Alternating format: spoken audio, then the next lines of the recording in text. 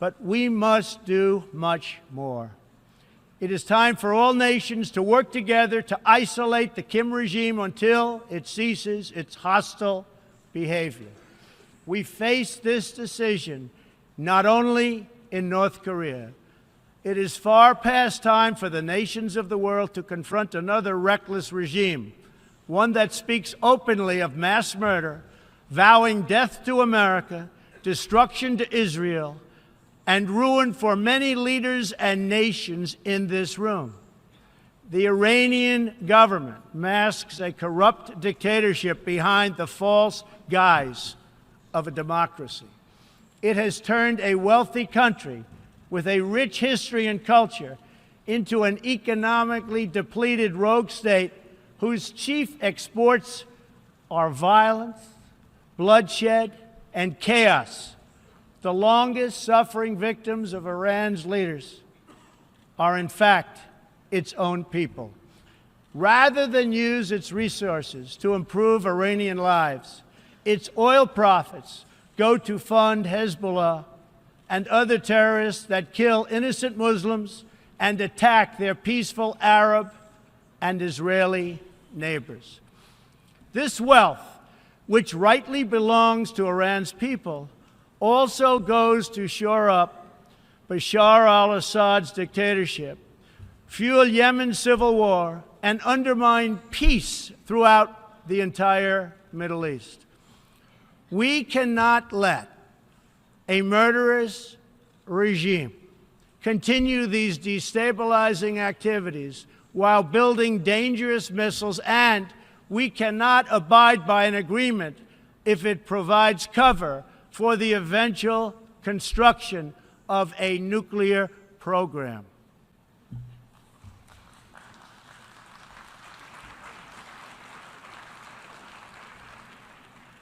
The Iran deal was one of the worst and most one-sided transactions the United States has ever entered into. Frankly, that deal is an embarrassment to the United States, and I don't think you've heard the last of it, believe me. It is time for the entire world to join us in demanding that Iran's government end its pursuit of death and destruction. It is time for the regime to free all Americans and citizens of other nations that they have unjustly detained. And above all, Iran's government must stop supporting terrorists, begin serving its own people, and respect the sovereign rights of its neighbors. The entire world understands that the good people of Iran want change. And other than the vast military power of the United States, that Iran's people are what their leaders fear the most. This is what causes the regime to restrict internet access, tear down satellite dishes, shoot unarmed student protesters, and imprison political reformers. Oppressive regimes cannot endure forever, and the day will come when the people will face a choice. Will they continue down the path of poverty, bloodshed, and terror, or will the Iranian people return to the nation's proud roots as a center of civilization, culture, and wealth, where their people can be happy and prosperous once again? The Iranian regime's support for terror is in stark contrast to the recent commitments of many of its neighbors to fight terrorism and halt its financing. In Saudi Arabia early last year, I was greatly honored to address the leaders of more than 50 Arab and Muslim nations. We agreed that all responsible nations must work together to confront terrorists and the Islamic extremism that inspires them. We will stop radical Islamic terrorism because we cannot allow it to tear up our nation and indeed to tear up the entire world. We must deny the terrorists safe haven, transit, funding, and any form of support for their vile and sinister ideology. We must drive them out of our nations. It is time to expose and hold responsible those countries who support and finance terror groups like Al-Qaeda, Hezbollah, the Taliban, and others that slaughter innocent people. The United States and our allies are working together throughout the Middle East to crush the loser terrorists and stop the reemergence of safe havens they use to launch attacks on all of our people. Last month, I announced a new strategy for victory in the fight against this evil in Afghanistan. From now on, our security interests will dictate the length and scope of military operations, not arbitrary benchmarks and timetables set up by politicians. I have also totally changed the rules of engagement in our fight against the Taliban and other terrorist groups. In Syria and Iraq, we have made big gains toward lasting defeat of ISIS. In fact, our country has achieved more against ISIS in the last 8 months than it has in many, many years combined. We seek the de-escalation of the Syrian conflict and a political solution that honors the will of the Syrian people. The actions of the criminal regime of Bashar al-Assad, including the use of chemical weapons against his own citizens, even innocent children, shock the conscience of every decent person. No society can be safe if banned chemical weapons are allowed to spread. That is why the United States carried out a missile strike on the airbase that launched the attack. We appreciate the efforts of the United Nations agencies that are providing vital humanitarian assistance in areas liberated from ISIS, and we especially thank Jordan, Turkey, and Lebanon for their role in hosting refugees from the Syrian conflict. The United States is a compassionate nation and has spent billions and billions of dollars in helping to support this effort. We seek an approach to refugee resettlement that is designed to help these horribly treated people and which enables their eventual return to their home countries to be part of the rebuilding process. For the cost of resettling one refugee in the United States, we can assist more than 10 in their home region. Out of the goodness of our hearts, we offer financial assistance to hosting countries in the region, and we support recent agreements of the G20 nations that will seek to host refugees as close to their home countries as possible. This is the safe, responsible, and humanitarian approach. For decades, the United States has dealt with migration challenges here in the Western Hemisphere. We have learned that over the long term, uncontrolled migration is deeply unfair to both the sending and the receiving countries. For the sending countries, it reduces domestic pressure to pursue needed political and economic reform and drains them of the human capital necessary to motivate and implement those reforms. For the receiving countries, the substantial costs of uncontrolled migration are borne overwhelmingly by low-income citizens whose concerns are often ignored by both media and government. I want to salute the work of the United Nations in seeking to address the problems that cause people to flee from their homes. The United Nations and African Union led peacekeeping missions to have invaluable contributions in stabilizing conflicts in Africa.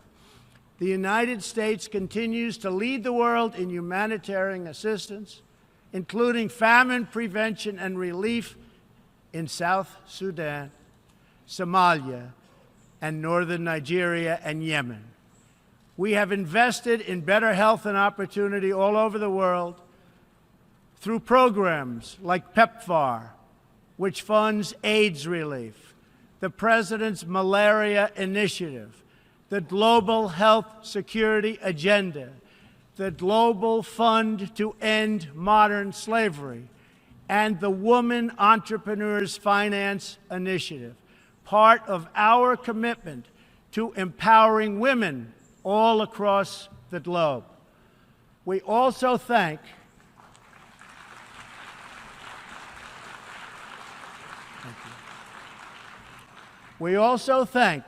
the Secretary General for recognizing that the United Nations must reform if it is to be an effective partner in confronting threats to sovereignty, security, and prosperity.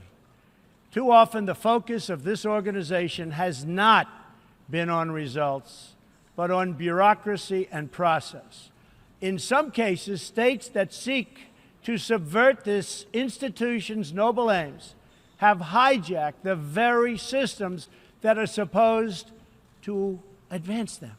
For example, it is a massive source of embarrassment to the United Nations that some governments with egregious human rights records sit on the UN Human Rights Council. The United States is one out of 193 countries in the United Nations, and yet we pay 22% of the entire budget and more. In fact, we pay far more than anybody realizes. The United States bears an unfair cost burden, but to be fair, if it could actually accomplish all of its stated goals, especially the goal of peace, this investment would easily be well worth it. Major portions of the world are in conflict, and some, in fact, are going to hell. But the powerful people in this room, under the guidance and auspices of the United Nations, can solve many of these vicious and complex problems. The American people hope that one day soon the United Nations can be a much more accountable and effective advocate for human dignity and freedom around the world. In the meantime, we believe that no nation should have to bear a disproportionate share of the burden, militarily or financially. Nations of the world must take a greater role in promoting secure and prosperous societies in their own regions. That is why in the Western Hemisphere, the United States has stood against the corrupt, destabilizing regime in Cuba and embraced the enduring dream of the Cuban people to live in freedom. My administration recently announced that we will not lift sanctions on the Cuban government until it makes fundamental reforms. We have also imposed tough, calibrated sanctions on the socialist Maduro regime in Venezuela, which has brought a once thriving nation to the brink of total collapse. The socialist dictatorship of Nicolas Maduro has inflicted terrible pain and suffering on the good people of that country. This corrupt regime destroyed a prosperous nation by imposing a failed ideology that has produced poverty and misery everywhere it has been tried. To make matters worse, Maduro has defied his own people, stealing power from their elected representatives to preserve his disastrous rule. The Venezuelan people are starving, and their country is collapsing. Their democratic institutions are being destroyed. This situation is completely unacceptable, and we cannot stand by and watch. As a responsible neighbor and friend, we and all others have a goal. That goal is to help them regain their freedom, recover their country, and restore their democracy. I would like to thank leaders in this room for condemning the regime and providing vital support to the Venezuelan people. The United States has taken important steps to hold the regime accountable. We are prepared to take further action if the government of Venezuela persists on its path to impose authoritarian rule on the Venezuelan people. We are fortunate to have incredibly strong and healthy trade relationships with many of the Latin American countries gathered here today. Our economic bond forms a critical foundation for advancing peace and prosperity for all of our people and all of our neighbors. I ask every country represented here today to be prepared to do more to address this very real crisis. We call for the full restoration of democracy and political freedoms in Venezuela.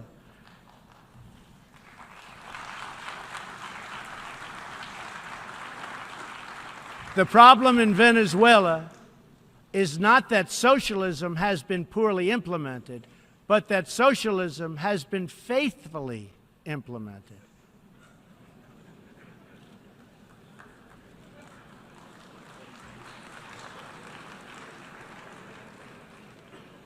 From the Soviet Union to Cuba to Venezuela, wherever true socialism or communism has been adopted, it has delivered anguish and devastation and failure. Those who preach the tenets of these discredited ideologies only contribute to the continued suffering of the people who live under these cruel systems. America stands with every person living under a brutal regime. Our respect for sovereignty is also a call for action. All people deserve a government that cares for their safety, their interests, and their well-being, including their prosperity. In America, we seek stronger ties of business and trade with all nations of goodwill. But this trade must be fair and it must be reciprocal.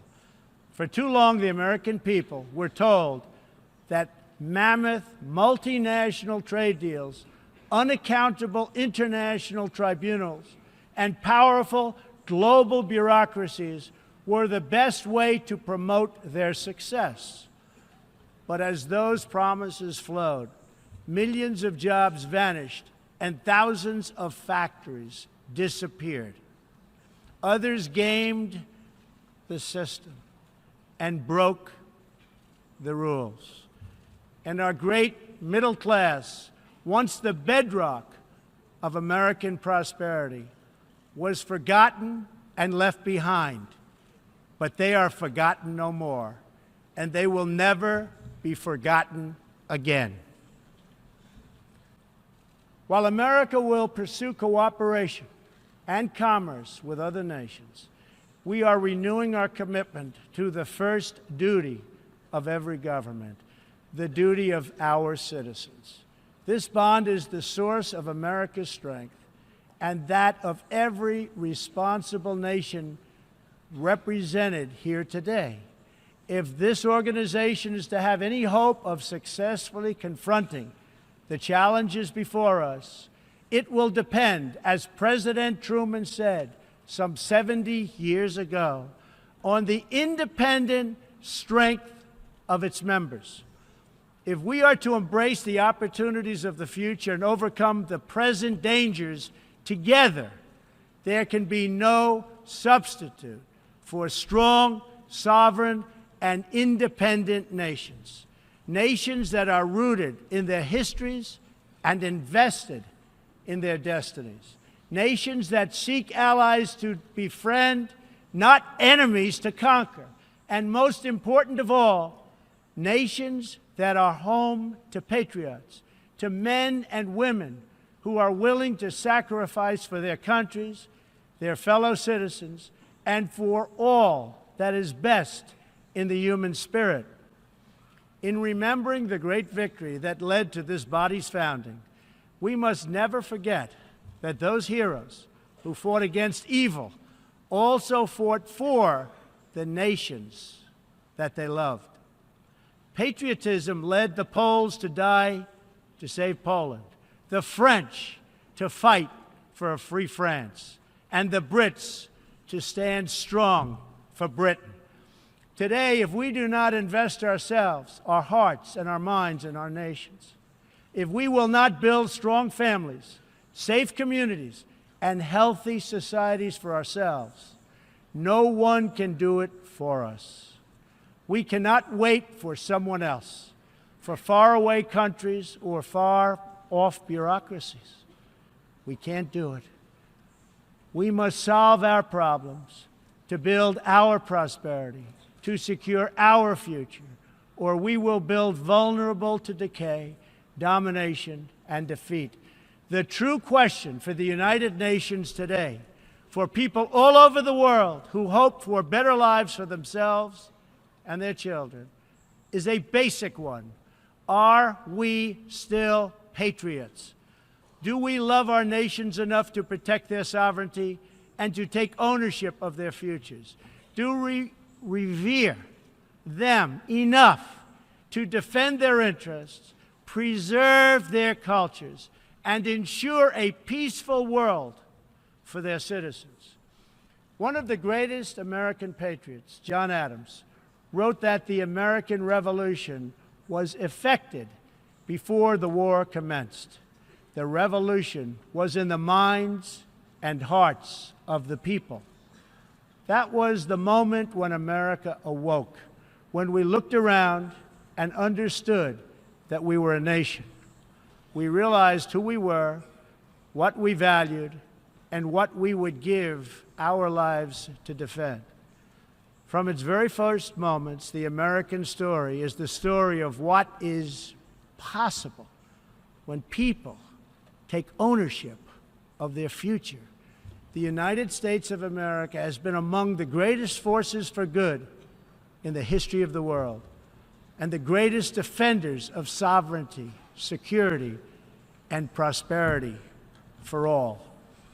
Now we are calling for a great reawakening of nations, for the revival of their spirits, their pride, their people, and their patriotism.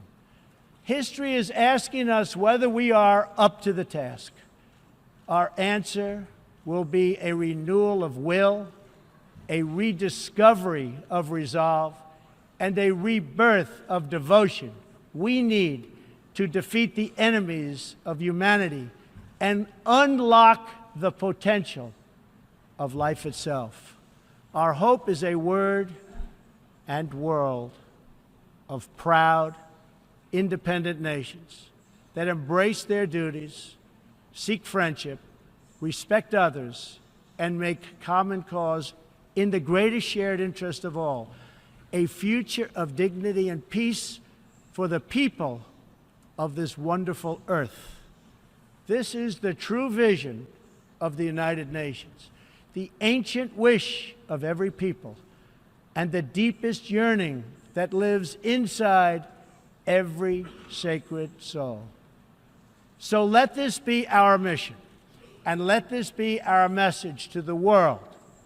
We will fight together, sacrifice together, and stand together for peace, for freedom, for justice, for family, for humanity, and for the Almighty God who made us all. Thank you. God bless you.